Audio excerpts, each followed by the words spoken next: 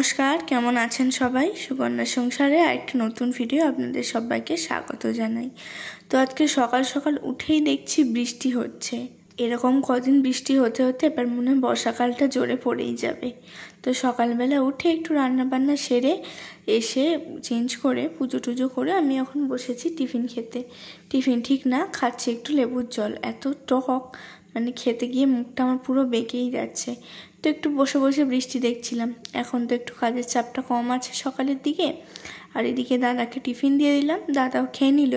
খেয়ে নিয়ে আমার দুই দাদা বেরিয়ে পড়লো ডিউটিতে। বাড়ি থেকে যেহেতু ওদের ডিউটির জায়গাটা খুব কাছে, তাই ওরা ছাতা নিয়ে হেঁটে হেঁটেই যাচ্ছে, আর আমি এই জানলা থেকে বসে বসে দেখছিলাম। চলুন কতক্ষণ আর বসে দেখবো, ওরাও গেল ডিউটিতে, আমি আমার ডিউটিতে শুরু করে দিই। এসে গেছি রান্নাঘরে, কিছু সেদ্ধ বসিয়েছি আলু, আর এদিকে ভাতটা বসাবো, তাই চালটা একটু ভালো করে ধুয়ে নিচ্ছি। আজকে যখন বৃষ্টি হচ্ছে সকালে উঠে দেখলাম, উঠেই মনে হচ্ছিল যে একটু খিচুড়ি করি। বাবাকে বললাম যে বাবা খিচুড়ি খাবে না কি, তাহলে করবো। দাদাকে সকালে জিজ্ঞেস করলাম খিচুড়ি খাবি, ও বললো না আমি ভাত খাবো।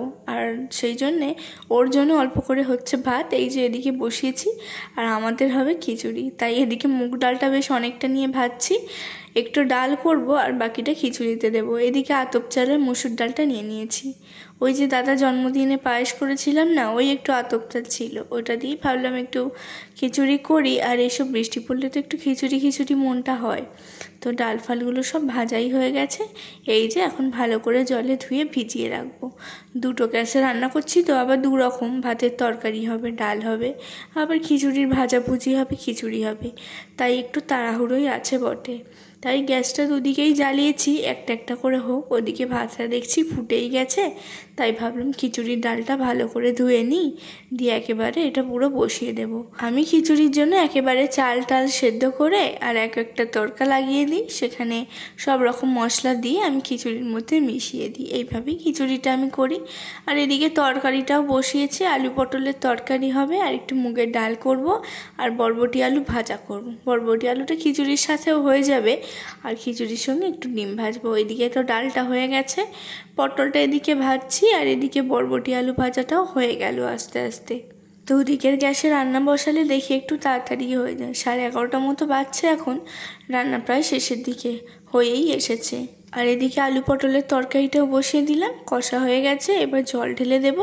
তরকারিটা ওর মতো হোক, আর আমি ওদিকে একটা জিনিস করব। কয়েকদিন ধরেই ভাবছিলাম যে নিজের যত্ন নেওয়া হয় না, তাই ভাবতে ভাবতে ফ্রিজে দেখলাম একটু টক দই আছে। ও বাবা, ফ্রিজ থেকে ঘুরে এসে দেখি গ্যাসটা শেষ হয়ে গেছে। তো চলুন গ্যাসটাকে পাল্টে নিই। ফাঁকা সিলিন্ডারটাকে তুলে নিয়ে চলে গেলাম, এবার ভর্তিটাকে নিয়ে এলাম, এনে খুলে আমি গ্যাসটা লাগিয়ে দেব। এখনও বাকি আছে তরকারিটা একটু ফুটতে, এসে দেখি না গ্যাসটা শেষ হয়ে বসে আছে। তরকারিটা ফুটুক, আর আমি ওইদিকে টক দইটা নিয়ে আসি।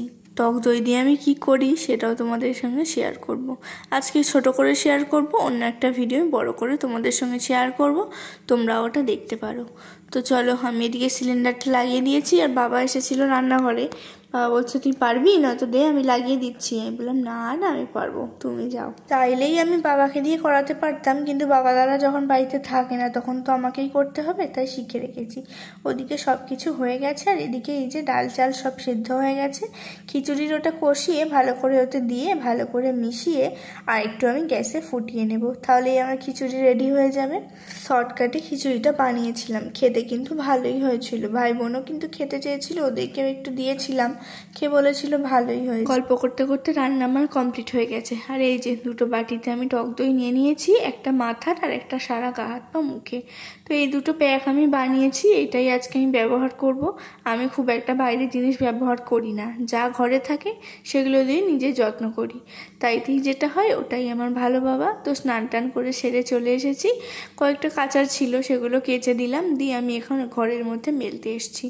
যদিও মেঘমেঘ করে আছে, তো বারবার জল আসছে, রোদ উঠছে, আর কে বারবার তুলতে যাবে, ওপর নিচ করবে, তাই একেবারে ওপরেই দিয়ে দিলাম। আর আমি ছাওয়াতেই সব কিছু শোকাই, তাতে কি হয় জানো, এই কালারগুলো কটে যায় না, জিনিসগুলো ভালো থাকে। এই যে আমার কুর্তি দুটো, এই আজ প্রায় 5 বছর আগেকার জিনিস, একটু রোদ পায়নি তো ছাওয়াতে শুকোয়, তাই রঙগুলোও ভালো আছে, জিনিসটাও ভালো আছে। তো চলো এগুলো সব শুকোতে দিয়ে দিলাম। এই দেখো আমার চুলটা কি সুন্দর হয়ে গেছে, নরম তুলতুলে। এটা পরের একটা ভিডিও শেয়ার করব যে আমি মুখে আর প্যাকটা আমি কী লাগিয়েছিলাম। তো তারপর সন্ধ্যাবেলায় চলে এসেছি, দেখো দুপুরে একটু খেয়ে দিয়ে রেস্ট করে নিয়েছিলাম, আর এসে এখন খাচ্ছি প্যাঁড়া।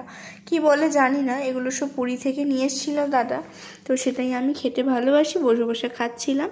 আর তারপরে আমি এসেছি রান্নাঘরে একটু চা করতে। সন্ধেবেলা একটু চা হলে যেন ভালোই লাগে না। একটু আদা দিয়ে করতে গেলাম, দেখি না আবার আদাটা শেষ হয়ে গেছে। শুধু চাটাই বানালাম, একটু খাই মুড়ি দিয়ে, খিদেও পাচ্ছিল সন্ধেবেলা, তাই এসে গেছি চা করে নিয়ে। সঙ্গে দুটো বিস্কুট নিয়েছি, অল্প চানাচুর, বেশি চানাচুর অল্প মুড়ি, কারণ আমি একটু চানাচুরটা বেশিই খাই। এতে যে যা বলুক ভাই, আমার চানাচুরই চাই। এইটুকু জীবনে আমি এইটা ভালো করেই শিখে গেছি, যখন যেটা করতে ইচ্ছে করছে আর যখন যেটা খেতে ইচ্ছা করছে, যখন ঘুমাতে ইচ্ছা করছে আর যখন যেটা মনে হচ্ছে সেটা সঙ্গে সঙ্গে করে ফেলাই ভালো, কারণ এই জিনিসগুলো না আর কোনো দিনই ফিরে আসে না। তো চলুন আমি চাটা খাই। আপনারা সবাই ভালো থাকবেন। আজকের ছোট্ট ভিডিওটা এখানেই শেষ করছি। সবাই ভালো থাকবেন, সুস্থ থাকবেন, সাবধানে থাকবেন। দেখা হবে একটা নতুন ভিডিওয়। আজকের মতো এখানেই আসছি, টাটা।